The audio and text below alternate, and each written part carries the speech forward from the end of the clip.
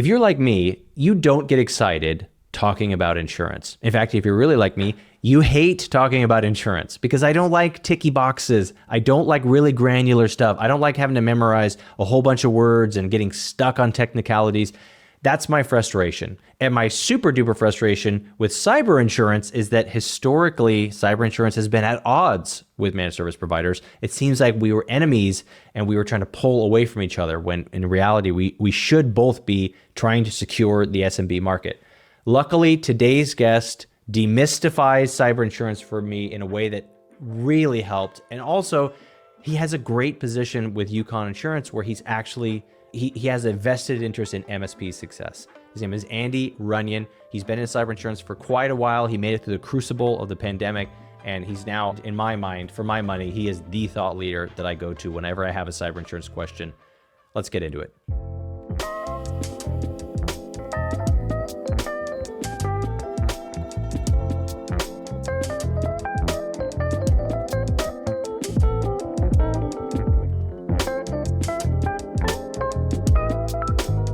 Andy Runyon, you're at the second company that you've worked at since I've met you, and I got you finally on the pod. Thanks for being here, man. Yeah, no, absolutely, man. It's been a crazy 3 or 4 years. It has. You know what's funny is we did a course together for the real ones who are Feel Good members. Mm-hmm. Andy has a couple of courses that we put in for Feel Good MSP. And do you remember how I opened that course? The first question was I said, you're working for a different company actually at that time, but what you're doing now is cyber insurance and stuff. And I said, hey, on behalf of all MSP people, I want to ask you a question on behalf of all cyber insurance people. What the hell's the matter with you? Yeah, like why does cyber insurance suck? I didn't remember exactly what it was, but like, why is this so horrible? Yeah, I do remember that. But it actually it's funny that it's matured a lot just because the industry is such a young industry and it's maturing fast. Yep. But it's still not a bad place to start. But before we get into the specifics of cyber stuff, can you talk to the audience a little bit, anybody who doesn't know you yet? Tell me a little bit about what you're doing and how you got here. Yeah, no doubt. So Andy Runyon, I'm the Director of Cybersecurity Risk Solutions at Yukon. And what Yukon is, we'll start there. We are a cyber insurance and tech errors and omissions specialist wholesaler. So what that means is we don't do any other lines of insurance. We just do cyber and tech E&O. And then we sit at the wholesale level, which is essentially between your local agent and the markets out there, right? There's dozens of cyber markets. We interact with about 50 to 60 of them, depending on the quarter or the month, right? And then we also support local agents. So if an MSP or their customer has a scenario where they want to maintain their local agent or that local relationship, but maybe they don't know cyber that well, right? And they need a specialist. We sit in that middle ground between that local agent and the markets where the local agent can work with us to tap into the markets, right? So that's what Yukon does. In my role, I consult on average 15 to 20 MSPs a week that come to my front doorstep with a litany of questions, right? Help me with my insurance. I've got this client that needs help. How do we talk about this without getting ourselves in trouble? Will you train my sales staff? I'm in a MSP support role through primarily education, but we work with a lot of MSPs nationwide on their actual insurance as well. And then background wise, how I got here, man, talk about a broken road is pretty crazy. As you can see by the baseball garb, I'm a baseball guy, coach at heart. Started off with 10 years in the classroom and on the ball field. And then as kids started showing up and teacher salaries did not increase at all, I decided to get into other things, right? Had a wife that wanted to stay at home with the kiddos. So found my way into insurance in 2019 and was tasked with cyber in 2019 by my new boss. And as a typical employee wanting to come in and impress the new boss, I was like, yes, sir, let's go. And man, you talk about serendipitous timing. I mean, I was hired in that role 8 months before COVID, spent that 8 months just ingesting everything I could with cyber, not knowing that a global pandemic, which was going to force, remote work and work from home to the forefront, which was then going to lead to a rash of ransomware and all these claims, which was then going to lead to everybody asking questions about cyber insurance. I sat as this new guy who'd been doing it for a year or two, but all of a sudden I was one of the specialists, man. And I mean, it really poured rocket fuel on my career. We met on LinkedIn, and me hopping on LinkedIn and just being somebody to answer questions about cyber insurance at the most basic level really helped me get to where I am today. Yeah. I remembered about you that, you had a background as a teacher, and that was part of why your courses are so good, because you laid it out in a way that is actually meaningful, not just encyclopedic. Nobody wants to talk about the schematics of how, risk management and all that stuff of that. It's so freaking boring. But anyway, you do a really good job of it. But you're right. You sort of bobbed and weaved through. There was this crucible in 2020 for cyber, where in many ways, if cyber risk wasn't exponentially increasing, it's almost like cyber insurance as an industry may have just evaporated, because all of a sudden it was like they're probably all underwater or very close to underwater because they're writing policies that they had no business writing because they had no mechanisms to appropriately account for risk. That's it. Right? Because it's such a new industry. And now, anyway, they made it. The ones who made it are like, everybody, you all have like shared trauma in the trenches in the cyber world. So the people who are still doing cyber insurance are really good at it. That's it. I jokingly tell everybody cyber years are like dog years, right? Like when I say I've been doing this for 7 years, like multiply that times 7, Exactly. Yeah, man. So what I especially like though is your relationship with MSPs, which is obviously why you're here, because at the same thing we alluded to the first time we met, when I was selling managed services, I left my MSP in 2020, late 2020, but cyber insurance just felt like one more vendor who was looking to scapegoat the MSP. Sure. That's what felt for me. Yeah. Was one more person who did not actually have any desire to help me. But they wanted me to be their front line to de-risk. It was like we were the PMI insurance for the lender. It's like, how come the homeowner who is high risk has to pay to insure themselves, and the only person who benefits is the bank, but all it does is increase their monthly spend, which actually makes them even higher liability for default because now their monthly debt to income ratio is even higher. And it felt that way, where it was like the MSPs paying all the bills in a way and holding the bag and doing all the legwork. And then now they're getting stuck in the crossfire of the liability, which we'll talk about in the future. But yeah, I'm just saying I'll add to that, and getting thrown under the bus. There was that moment there where, like security scorecard came in, and everybody's like, oh, we're going to run these external scans. Now the MSP on top of that's getting thrown under the bus because the client gets a D- on security scorecard. And it's like, what the hell, guys? Y'all are supposed to do better than this, So I will tell you that from the onset of COVID through like early 2021 until the market really started correcting itself and the carriers figured out how to properly work with MSPs. And there was a lot of stuff that happened over that 2-year period. It was a little contentious in spots, Yeah, it was tough. And rightfully so. I don't blame MSPs for that. That's not something that, it's like when people say baseball's boring. I'm like, man, I get it. You know what I'm saying? Sure. So yeah, that's when MSPs are like, oh, you damn cyber insurance guys. I'm like, okay, like sit on the couch and share with me like what happened and let's work through it, because it was bad there for a while. Yeah, you've been like pastoring IT professionals for 3 years while they figure out like, hang on, but now I got to get this done. I guess let's talk though a little bit about that. The MSP is this weird. They're in this weird in between. They're middle management, if you will, at the risk level. And insurance providers' job is to make money. But they want to deliver a service, and their job is to help people buy covered losses when they need it. That's it. You also know that an insurance company they have full-time employees whose job is to figure out how to not pay things. That's right. Yeah. How do we keep the loss ratio good, right, and profitable? Right. Sure. Talk to me a little bit, I guess, about your relationship with the MSPs you work with, what that dynamic is like.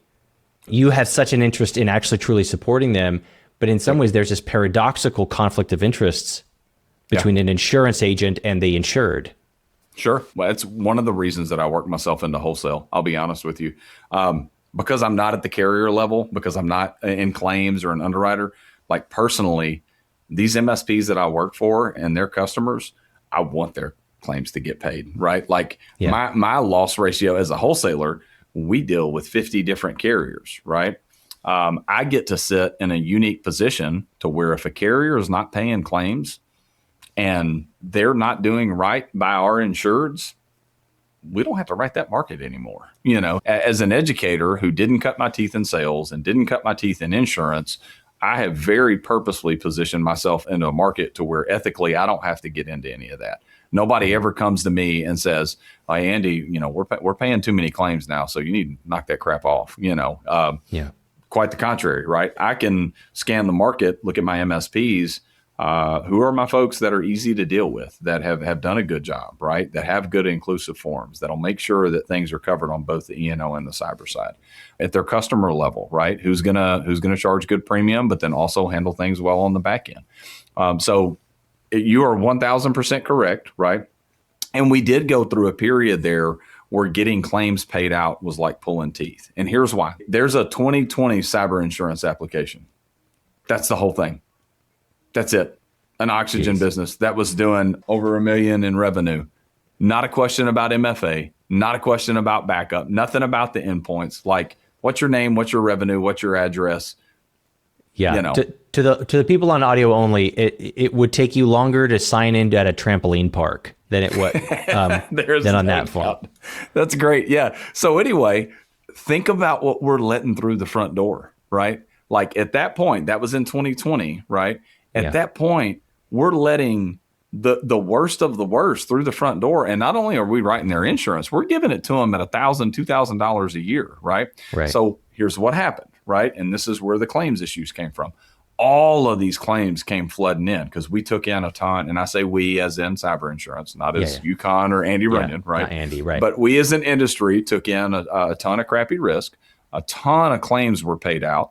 And I mean, to your point that insurance companies are there to make money, here's the deal. If they don't make money, they go and solve it. And people don't have insurance, right? Yeah. So when you are a healthy insurance company, whether it's home and auto, commercial lines, whatever, you want to run a loss ratio around 40 to 60%, meaning that for every dollar that you take in, you pay out 40 to 60 cents of claims, right? There's room in there for operating cost, overhead, marketing, all that fun stuff, and then still have some money left over at the end. During COVID, man, and the year after that, there were insurance companies that were operating at 110 to 120% loss ratios. Every dollar they were taking in a premium, they were paying out more than that in claims, right? Yeah. So we entered this period where they were choking on the water hose that was coming in claims. And yes, were claims denied that should have been taken in? Sure, there were, right? Did they adjust forms and deductibles and pricing and all that stuff? Yes.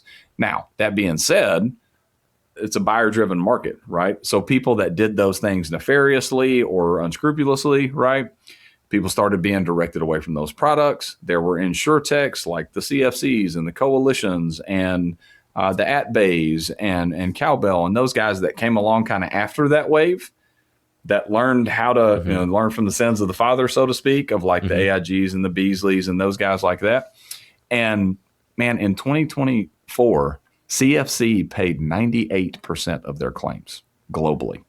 98, right? So that's a cyber market, right? One of the largest ones in the world that came out and said on record, hey, last year we paid 9.8 out of 10 claims submitted, right? So that seems like a lot. Yeah, it is. But here's the thing.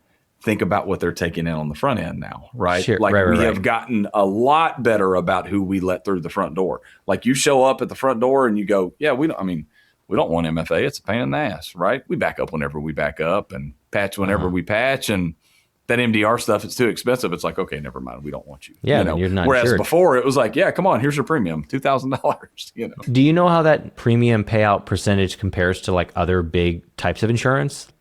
They were one of the few that, came out and just set up straight, like this is the percentage that we paid.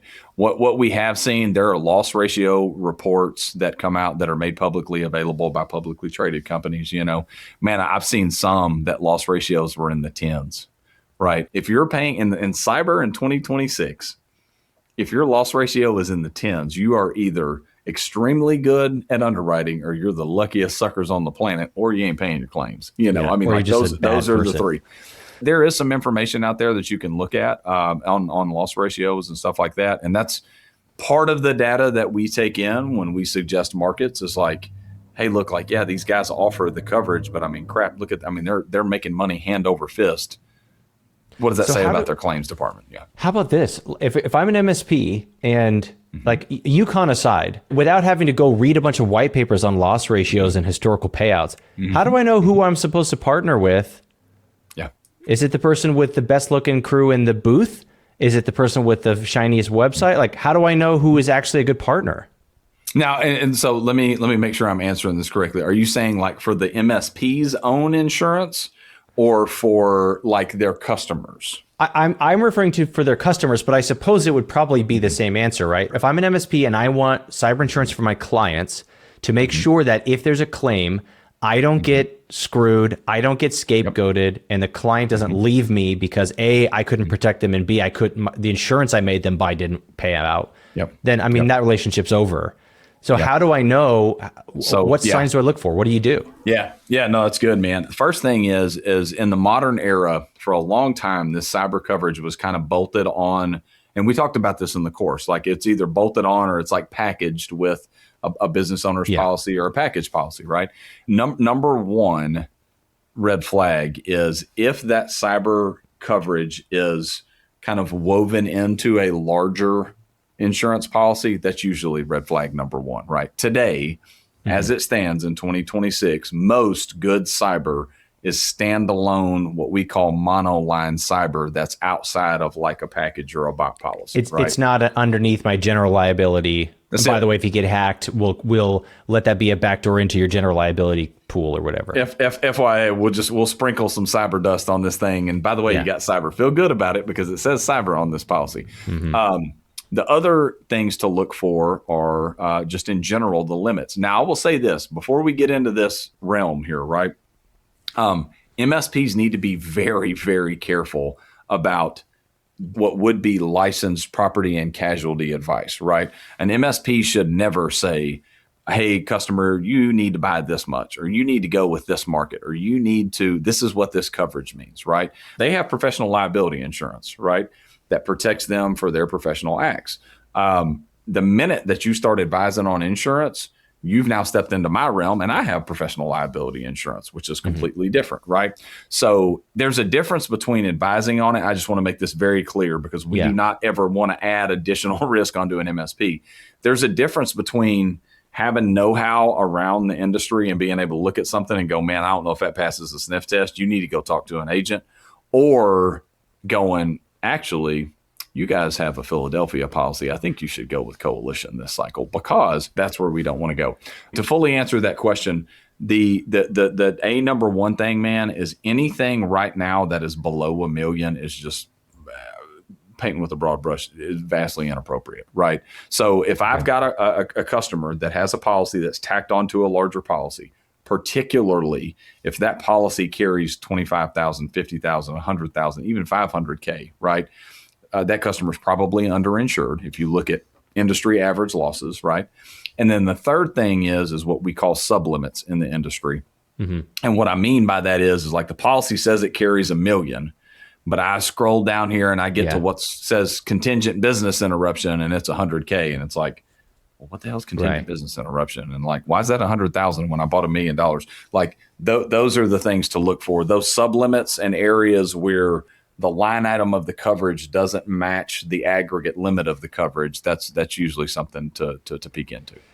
Right. So, hey, you're insured if you get, like, we have a cyber insurance policy of $1 million, but if somebody clicks on a ransomware link, then it will only pay you 10,000 because, and that's an example of a sublimit, right? That's it. Yeah. We had I remember I had a hospital one time that carried 2 million. They needed 5, but they couldn't get 5 because of their controls. But because the hospital didn't have MFA in place, the insurer said, hey, here's your $2 million policy. By the way, if you get hit with ransomware, we're only going to pay $250K.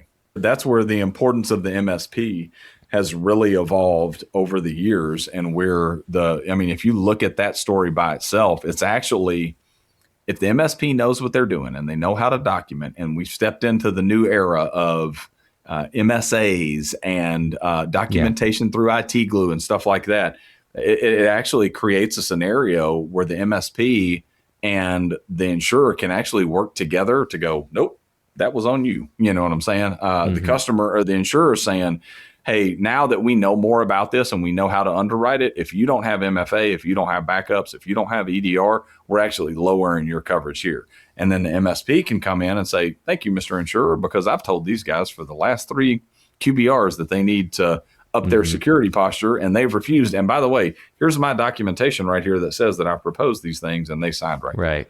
Before cyber insurance, before we were doing anything about it, like 2017, 2018, I used as a sales method, for example, with the Windows 7 end of life. That happened whatever year that was, 2018-ish, I think. What I did was we'd say, hey, we got to get you on Windows 10. And they're like, the thing is, we love Windows 7. And everything works, and it's tied to my printer, and I don't touch the printer because we think it's haunted and if, whatever. So I would go, okay, cool. Here is a release of liability. Yep. There's this thing that says anything that breaks on that is not my problem. I'm going to bill you $250 an hour to fix it. And they go, whoa, whoa, whoa. I thought you were my IT company. I'm like, yeah, I am. This is me being a good IT company. That's what I'm doing here, bud. Yeah. So, and listen, we do the same thing in the insurance industry. Like before I was a cyber specialist, I was a generalist, right? And we would do GL and work comp and business auto and all the things. And the cyber stuff started hitting. And man, especially like in healthcare, I remember like one specifically, I had a mental health clinic and they had all the coverages. And we were like, hey guys, like you don't have cyber insurance. You need to buy cyber insurance. And they're like, get us a quote, $6,000. It's too expensive. And I went, okay, like sign off here. Andy presented it on February the 18th, whatever. And they were like, whoa, whoa, whoa. Now hold on. What are we doing here? And I'm like, guys, I'm telling you that this is an exposure that you have.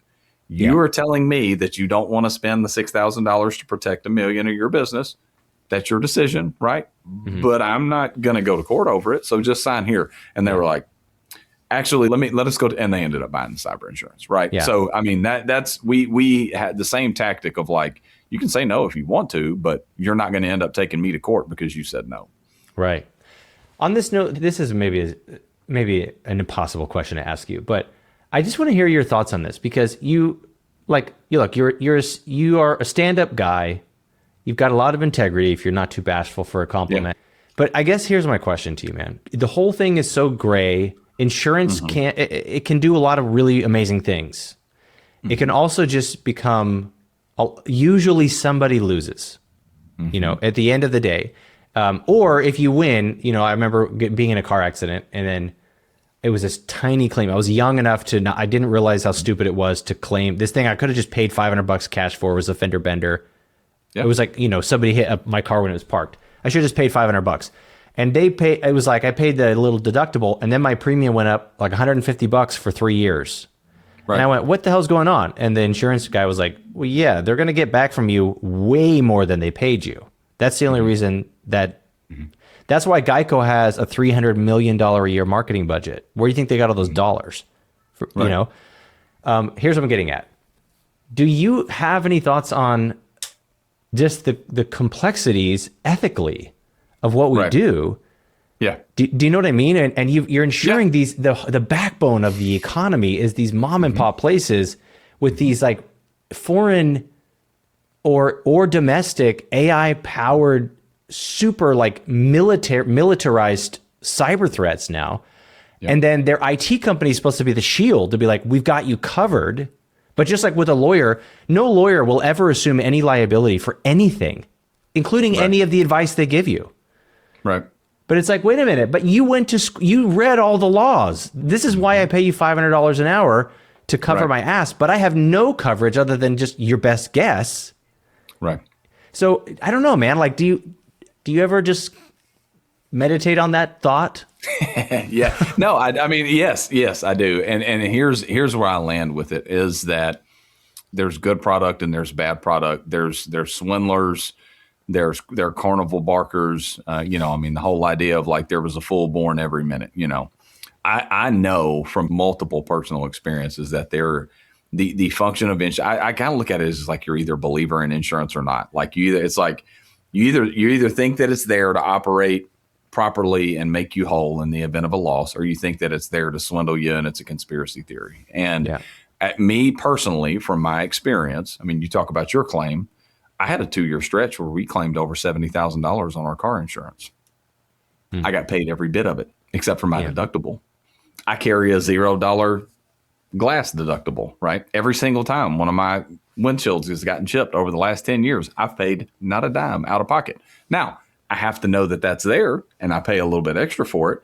But man, it's come out 5 or 6 times in the last decade, right? Because we live in a rural area with a lot of rocks. If you look at that and you combine it with, if I'm in the cyber market and I know who the folks are that are going to pay claims and do things right and underwrite well and pass on bad risk and accept good risk and use that to put themselves in a financial position where they can pay out when they need to, right? Mm-hmm. And through my position as a wholesaler, I've seen the market do, and I've seen carriers make folks whole on the worst day in the history of their business, right? Mm-hmm. I've also seen the side where people on the front end, and man, we could have an entire different conversation about this, right? Yeah. It's here's this product, and by the way, it's cheap, and you only have to answer 5 questions, man. Like, isn't cyber underwriting a pain in the ass? Well, we know you're good. Here's 5 questions. We'll get you a policy. And man, look, it's only $2,000. Like, they shouldn't exist in 2026, right? Yeah. That thing's going to have carve outs. It's going to have exclusions. It's going to have, pieces here and there that are missing. So I don't know, man. I guess at the end of the day, where I land with it is from my personal experience for myself and with our customers that we've placed with good markets. I have seen insurance do the right thing far, far more than I've seen it go, I'm going to screw somebody here and just not pay out, right? Sure. I honestly, in my career, I have been involved in one scenario where there was a major denied claim, and it was pretty unscrupulous what was done by the carrier, and I never wrote another piece of business with them again. Right. That's a good answer. Obviously, a great answer. I think that it's probably not likely or not very often that like villains in movies, they all think they're the good guy. They don't think they're the villain, right? They just have a very specific lens that they look through the world. And a lot of times people are doing mental gymnastics to arrive at the conclusions that they do, where you can kind of rationalize what you need to. Well, and there are boogeymen out there in every industry, man. I mean, think about, like when I tell people all the time, one of the things I'm most proud of is our reputation on MSP Reddit. And I know that sounds stupid, but like MSP, listen, it will spread. If it's out there, it spreads like wildfire on MSP Reddit, good or bad, right? Yeah. And it creates these boogeymen in the channel, right? An example would be when that very first Travelers claim was denied. And listen, I'm not throwing Travelers under a bus. They're a great carrier.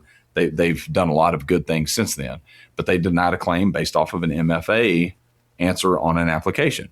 That spread like wildfire. And I mean, still to this day, I'm dealing with, well, if I fill the application out wrong, you better not lie on your application. Your claim is going to get denied. And it's like, yes, that has happened before, but like 100 to 1, the claims have been paid out, right? And so we just got to be really careful. And I mean, I think this is societally, man. I mean, this is something that we're really dealing with on a societal level right now, is because of the internet, because of Twitter, because of Facebook, because of, whatever you want to say. We take this thing that in reality is minutia and we make it SOP. That's just truth about society. And it's like, man, we're really looking at something that happens 1 out of 1,000 times. Right. And because of how we interact as a society now, in my brain, I perceive it to be the norm. Right. And then we develop an expectation of that irrational output, which is why now like everybody's filming each other every time they go into Target and somebody says, we're out of that. We go, oh yeah, tell me that again. I'm going to ruin you. And so we have that on the insurance side. Yeah. It's a really good point, man. But it's just nobody's out there writing a blog. There's nobody hopping on MSP Reddit going, you know what, dadgummit, freaking Yukon guys, they paid 99% of their claims last year. Yeah. Nobody's out there. And now the one time that something gets denied, I'm thinking about, there's a scenario right now where, and they got to leave the names out, to protect the innocent. There's a scenario right now where a business owner transferred money from his business to his personal account, right? And then he used that personal account to send money to an investment scheme, right?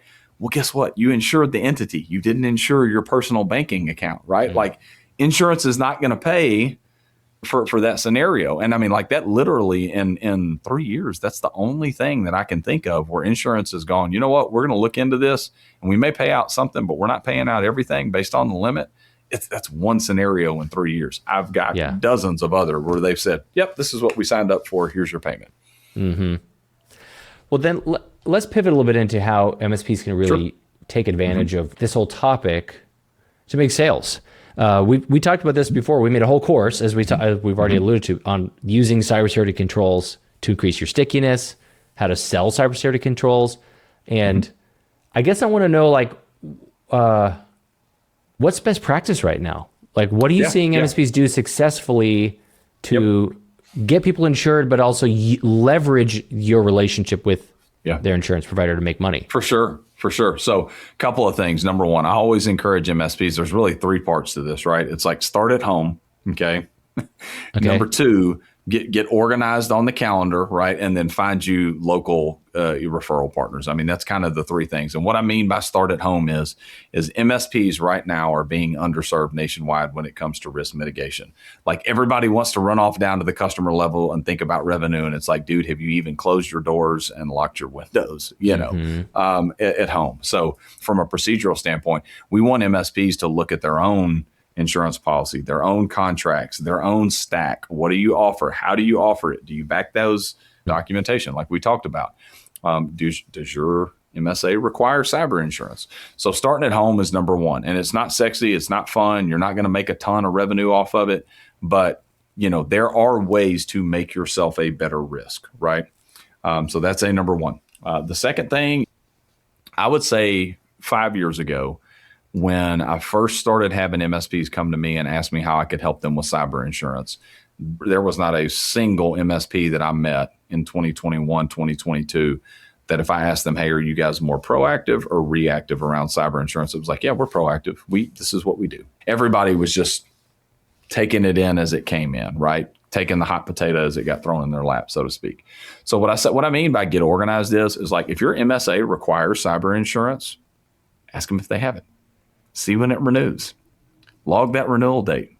Set a QBR off of that renewal date and talk about insurance proactively. Don't wait until their agent throws you something at the last minute of like, hey, fill this app out on a Wednesday. I need it back by Friday, right? So the thing that I see the most that has been the biggest shift that I feel like people are doing well is they're leveraging the technology they have. They're leveraging their contracts to be more proactive about cyber insurance. Hey, we're requiring you to have this. Do you have it? Send us a copy. Let us know when it renews. By the way, we're set up on ScalePad, IT Glue, whatever, right?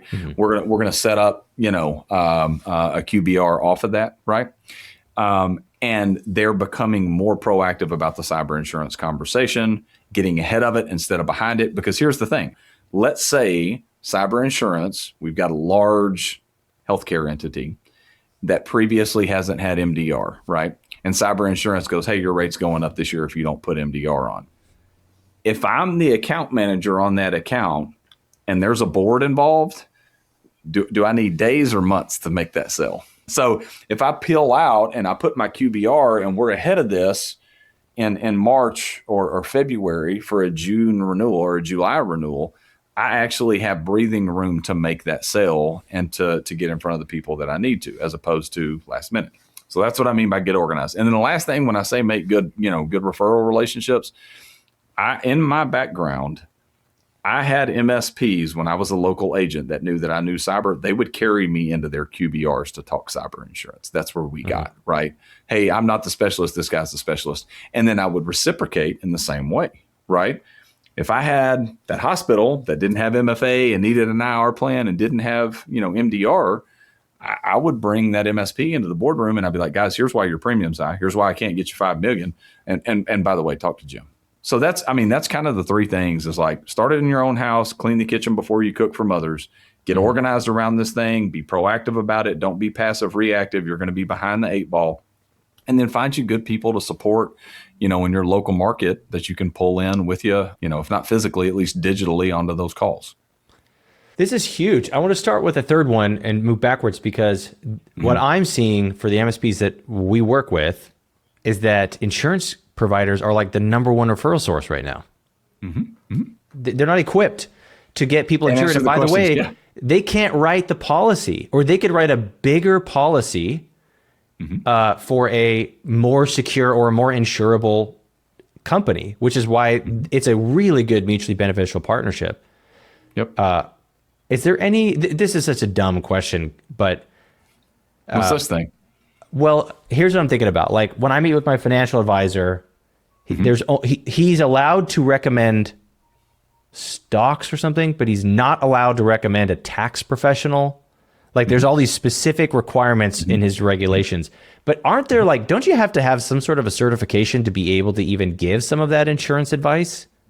Yeah. So you have to be property and casualty licensed, right?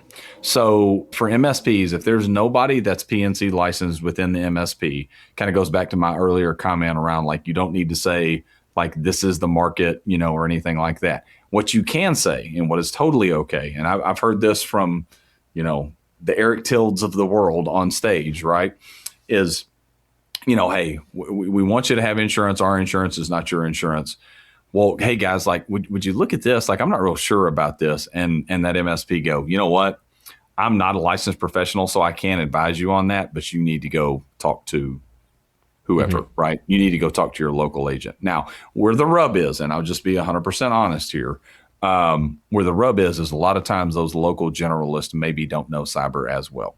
And that's where somebody like UConn or a specialist can come in and provide that specialty advice to the local agent. Sometimes it's hard for the generalist to really talk cyber. But man, if you're an MSP and you're working in a geography and you can find you a local agent in that geography that speaks cyber well and has good market access, dude, you're cooking with gas at that point. Yeah. Oh my God. Yeah. And it's perfect. You could kick them business. They kick you business. It's a really good alignment. Yep. They're right up there with the accountants and the lawyers. All of them work with businesses, and all of them need their clients to be technologically sound. So they're also great referral partners. But I think it's such a good idea. So the second thing about getting organized, that's just basically sales best practice. Hey, you should be keeping track of, licenses. You're tracking life cycles of their hardware. You're tracking all sorts of stuff. So you're just saying, understand their coverage, document it well, and track its renewal. Just know when it's coming up. Yeah, know when it's coming up, right? And that's, what we see nationwide is MSPs that don't know when that renewal date's coming up, and they don't proactively ask, hey, do we have an app? What's going on around this renewal?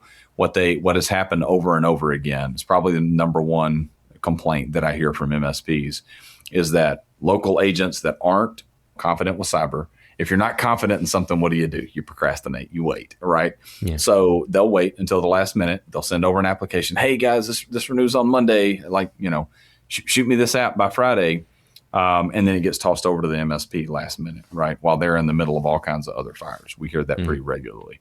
So if I know at least, and again, this is kind of where that line is. Contractually requiring a client to have cyber, nothing wrong with that. Knowing when that policy renews, right? Nothing wrong with that. Setting up a QBR to say, hey, what's going on? Can we meet your agent? How, like, we're gonna have to work. Nothing wrong with any of that stuff, right? It's just the line is like, hey, send it to me, and let's spend 30 minutes of me breaking down this policy with you and telling you where it's. Let me run it through AI and tell you what's bad and good about your policy. Like MSPs do unless you have a licensed person on staff, do not do that, right? I actually had an MSP tell me that they were taking in policies, running them through AI, and then kicking them back with a breakdown to, their customers. And I was like, guys, you better go get your license if you're going to keep doing it. Because let's be explicit. Here's the risk you're taking. If that person then has a cyber liability event, goes to make a claim, the claim is denied, they are allowed to sue you for probably the damages, plus there's probably a multiple of damages, as well as negligence. And there's nothing you can do to protect yourself because you just gave advice you are not licensed to give in an ignorant way. I mean, am I being dramatic? No, that's the cataclysmic, right? That's the worst case scenario. But like one of the things that we talk about regularly with MSPs is like, It's what I do with my buddies about duck hunting when I tell them why I'll never go duck hunting. Because I'm like, I'm going to give you some facts. You tell me where I'm wrong here, right? But I do this with my MSPs pretty regularly. Okay, you've got a client. They're 50 million in revenue, not crazy high, right? They don't have cyber insurance. They go down. They're down for 5 days and they can't get back up because, let's go back to the stack now, they didn't have an IR plan in place. They didn't deploy backups right. They didn't have MFA in place, all this good stuff. So the blast radius is growing. Now they go to their lawyer and they say, hey, man, I'm bleeding money and it looks like we're going to be down for multiple weeks here. Go sue my insurance company because I made a claim, and they're saying that they're going to deny this claim. And the lawyer gets the insurance policy and goes, guys, you don't have cyber insurance. I'm not suing for this because I'll lose. Absolutely not. We're setting this aside. Now, hold on. While we're talking about suing people, did you sign anything? Your MSP should have stopped this from happening, right? That's what they're there for. Did you sign anything that limited your liability or said that you would buy this insurance? And they go, no, man, we've been with those guys for 10 years. They're buddies of mine from college. No, we didn't sign anything with them. They didn't make us sign a contract. Guess what, guys? That's how an E&O claim happens. That's how you end up getting sued, right? That's how you go to court. So, if you think about the backflow of that, right, that scenario is extremely possible. It's happened, right? You don't mitigate that by jumping in and giving insurance advice. You're actually opening yourself up to more liability in that scenario. The way you do it is you buy good insurance, you lock down your contracts, you have a set stack, right? Or you have a solid offering that's backed up by additional documentation, right? And then you make sure those clients have insurance. And if they don't have insurance, instead of you hopping into that conversation, you partner with an insurance professional that you can offload that liability to and say, hey, this guy's licensed. Right. Piece of cake. Not complex at all, right? Here's the thing, man, is I've been talking about this a lot. The big, it's finally in the zeitgeist, I'd say. The trend for MSPs is to go from selling from the server room to selling in the boardroom and becoming a true strategic advisor.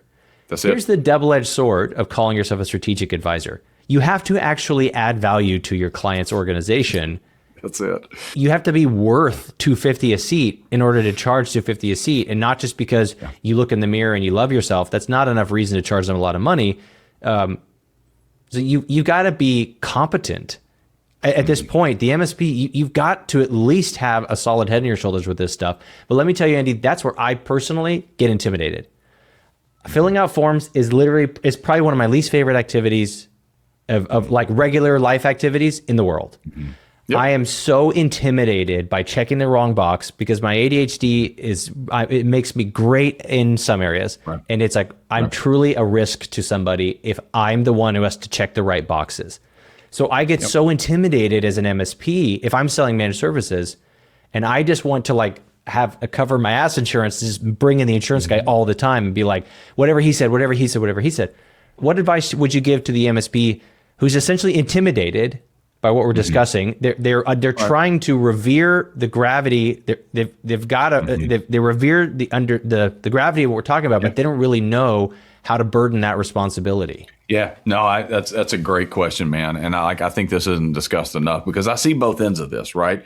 You've got the MSP that I mentioned earlier that's like, man, send me your insurance and I'll run it through AI. And they're diving into it headlong and we're sitting there pulling the reins going, whoa there, cowboy. I don't know about that. And then you have other MSPs, I have heard this directly to my face before, where an MSP goes, insurance is not my responsibility. We don't talk to them about it at all. I'm not going to fill out an application for them. We're not signing off on anything. We're not going to ask them, if they have it, we're not going to require it because they're just scared to death of it. Right. Yeah. And it goes kind of back to, what we were talking about earlier about larger societal problems, right? Which is the reality has to live somewhere in between, right? The complete polarization of man, I'm just going to run down there and this is going to be my thing. It's dude, that's way, way too cowboyish, right? Yeah. Sticking your head in the sand on this, you're going to lose business because somebody's going to figure it out, right?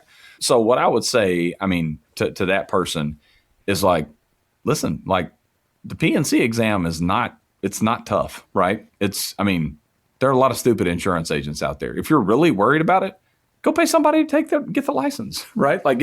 Have somebody come on staff and become a licensed PNC agent to where you can give cyber insurance advice. It's not like it's this huge undertaking to get there, right? The other thing is push into those partnerships and find ways to participate symbiotically within those partnerships, right? As an MSP, I'm not going and partnering with an insurance agent. That way I can just pass them a hot potato every time one lands on my desk, right? I'm partnering with them to where I can serve in my role, they can serve in their role. And essentially, if we're both bringing equal services to the table, we're providing value to each other and we're eliminating risk from each other, right? Like that insurance agent is filling a role that I can't. And by him filling that role, it's reducing my E&O risk. I'm providing cybersecurity services, which is helping his customer get cyber insurance, which in turn is eliminating, or not eliminating, but decreasing his E&O risk, right? So I would say, to both sides, the super cowboy and the fraidy cat, find ways to live in that middle ground there, and use partnerships to do it. That's a really good perspective. In that second example, the guy who just says like, yeah, insurance isn't what we do. I argue, first of all, not only is that bad business practice because you're going to lose business, but I actually argue that ethically at this point in the economy, you have a responsibility to a business if you're claiming to mitigate, to be their cybersecurity partner. I don't think that you're ethically allowed to just be like, I don't know anything about cyber insurance and I'm never going to talk to you about it. Yeah. That's right. Yeah. It just doesn't make sense to me. Like, it's like being a reporter and then being like, yeah, I have no journalism experience and I'm not going to get a degree in journalism. I just want to be a reporter. I don't think you know what a reporter is. A reporter has a responsibility in their function, and it's not just to get people to look at them. It's to report things, and there's a science to doing that role. And there's a science and a lot of art, I think, to being an IT company. But I don't know, man. Like, don't you feel like that's immoral, essentially? Yeah, well, and that is a hot take. I would say, if I put I'm a high ownership guy, so I'm going to put myself in the shoes of the MSP. Let's make Andy the MSP, right? If I was running an MSP and my customers were coming to me going, dude, I don't know that my agent really knows what's going on here.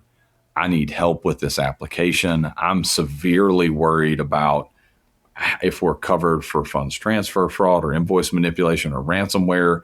And like, I don't know how to answer these questions. Will you help me?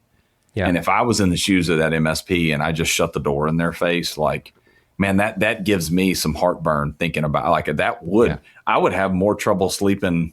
I mean, going back to the other question, I think I'd have more trouble sleeping at night doing that than I would being in cyber insurance, and maybe, I don't know, man, maybe something's wrong with me, but I think that they do have a responsibility to at least engage at some level. Yeah. It's not something I want to do. Insurance isn't something I want to talk about. It's a lot like, I just had Tim Golden on. We were talking about compliance. To me, compliance is so intimidating.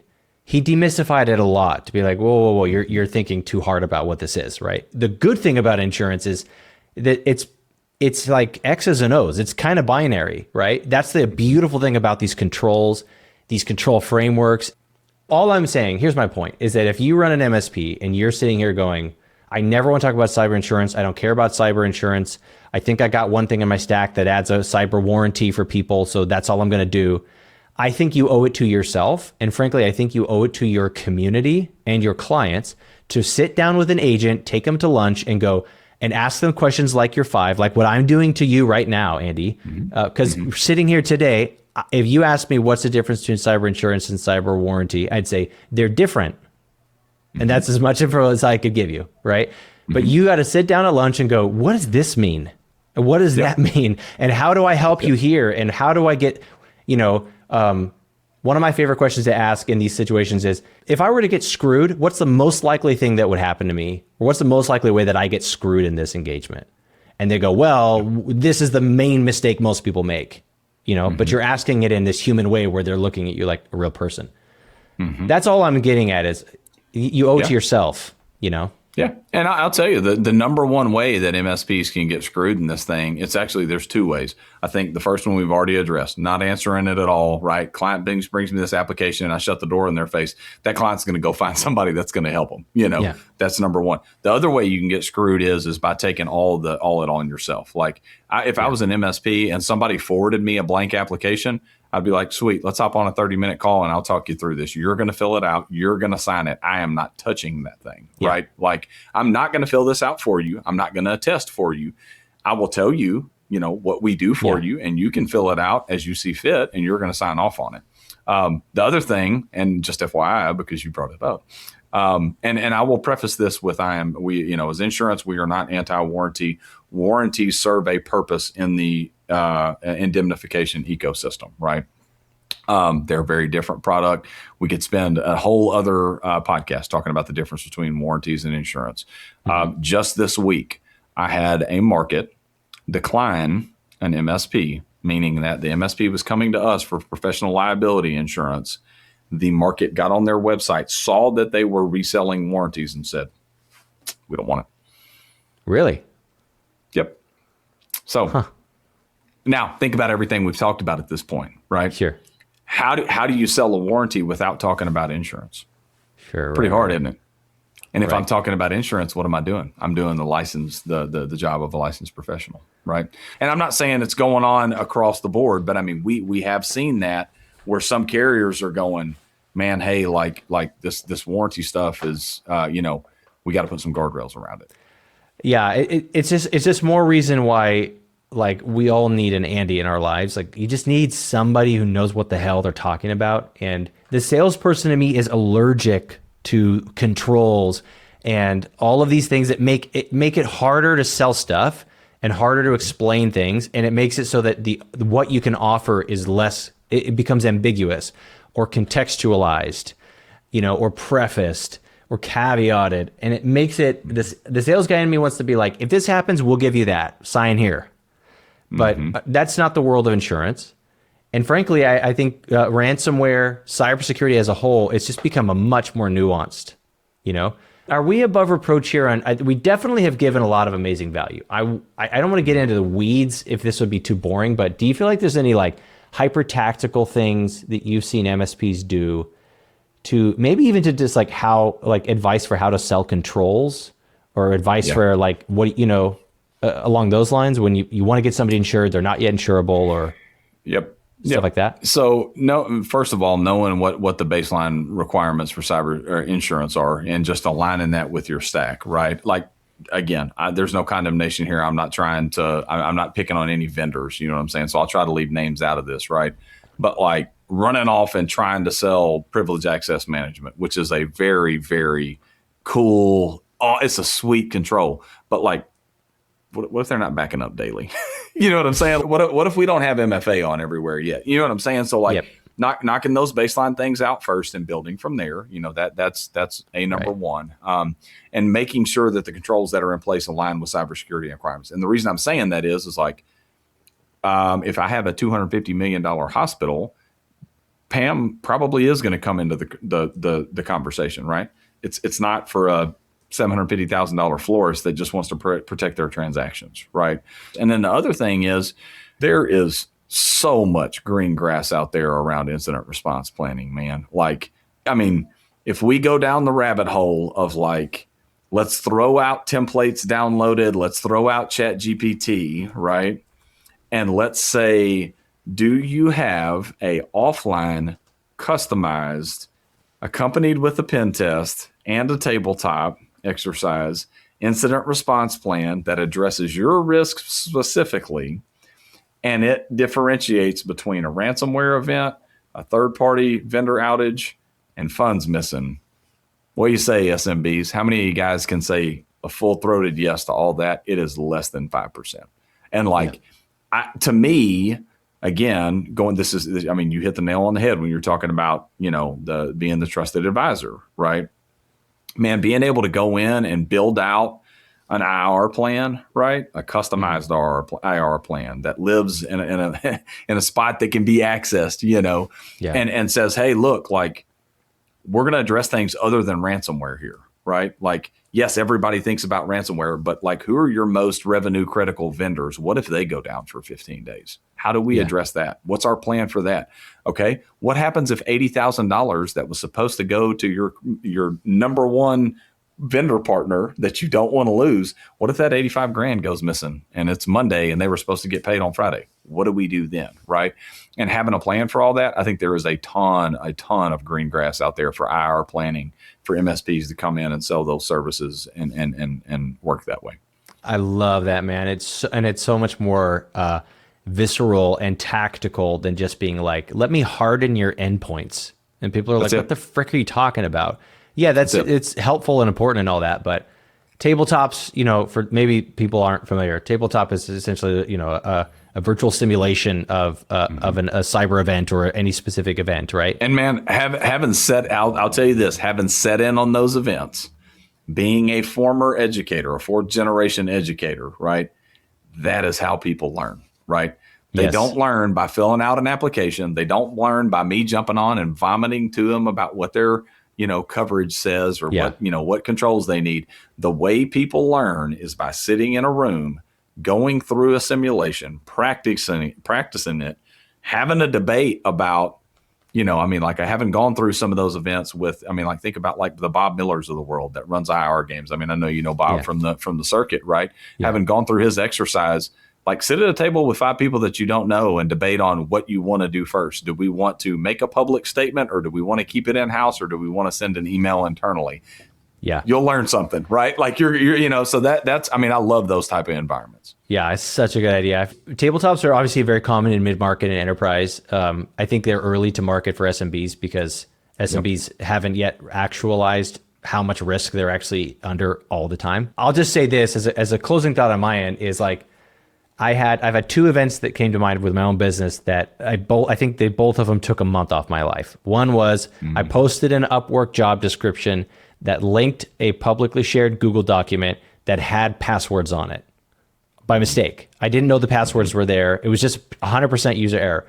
Within seconds of the Upwork job posting, somebody was trying to log into my Stripe account, which means there were bots scraping Upwork for passwords and then immediately trying the passwords. I'm not kidding you, Andy. I think it was probably 8 seconds that I got an alert going with a 2-factor code on my Stripe. And if I didn't have 2FA set up on Stripe, my Stripe would have been compromised. Yes.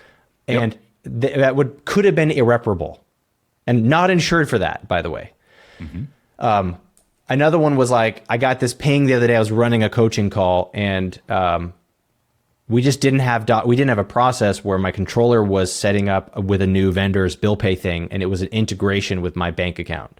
It was like a direct access integration bank account. I got an email and I went, whoa. And I emailed back and I said, was this you? And I got like 5 minutes later, I just got the word yes. And then all of a sudden I panic and I go, but what if this is social engineering and they got our email first? So then I go on Slack and I go, I need you to verify that was you. And I'm like, I don't know her phone number. And I was losing my shit, dude. Yeah. Like I was not prepared for this.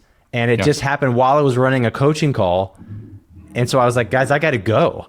And I just left the coaching call and dealt with that. And no, it was all fine. Like we have controls, we've got password managers, we've got MFA, we have some stuff, but we definitely don't, I don't have if you get an email that your bank account is compromised, what do you do? I have no idea what I'm supposed to do.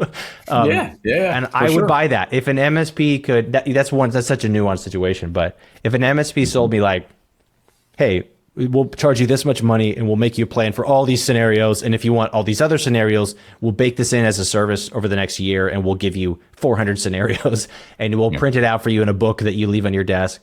Oh my gosh, dude, I would pay for that. Yeah. Well, and I mean, not to drag it on, but I mean, let's look at how the landscape has shifted. I mean, like everybody knows that AI has driven social engineering through the roof, right?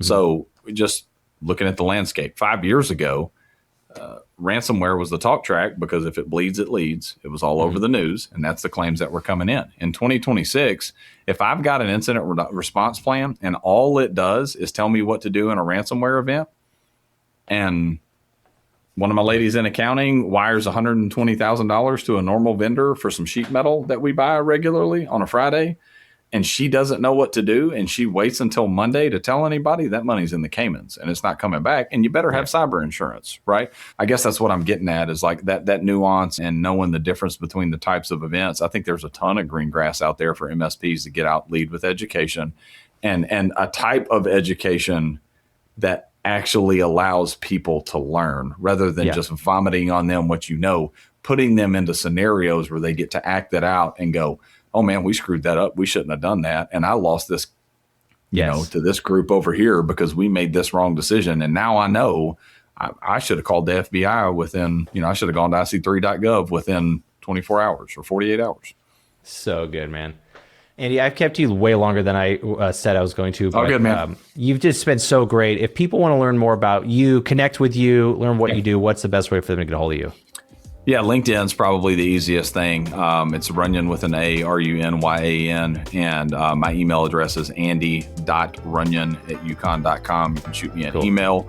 Obviously, that website, you can learn more about the group. But no worries on the time, man. It's easy to get a Southerner, especially a Southern former coach, to talk over time. It's not a hard thing for me. Well, good.